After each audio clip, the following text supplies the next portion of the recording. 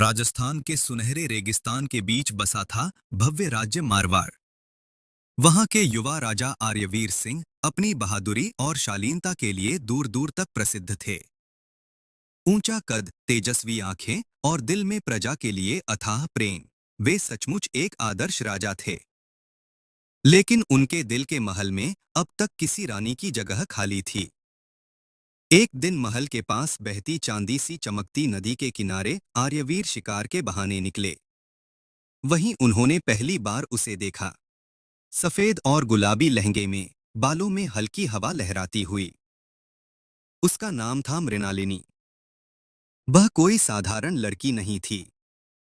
वह पड़ोसी राज्य सूर्यगढ़ की राजकुमारी थी, जो अपनी पहचान छुपाकर अपनी प्रजा के बीच रहना पसंद करती थी। जब उनकी नजरें मिली, समय जैसे थम गया। नदी की लहरें भी मानो धीरे धीरे बहने लगीं। आप कौन हैं? मृणालिनी ने मुस्कुराते हुए पूछा। एक मुसाफिर, जो शायद अपना रास्ता भूल गया है, आर्यवीर ने हल्की शरारत से कहा। दिन बीतते गए। कभी बगीचे में, कभी मंदिर की सीढ़ियों पर, कभी चांदनी रात में महल की छत पर उनकी मुलाकातें बढ़ती गईं।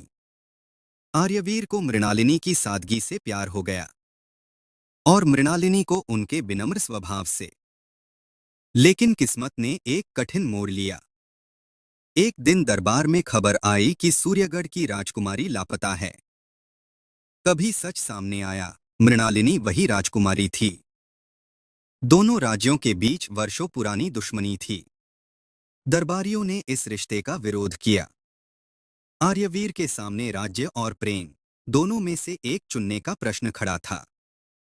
सभा में खड़े होकर आर्यवीर ने कहा, राजा वह नहीं जो तलवार से राज्य जीते, राजा वह है जो दिलों को जीते। उन्होंने मृणालिनी का हाथ थाम लिया। उनकी सच्ची मोहब्बत ने दोनों राज्यों की दुश्मनी खत्म कर दी।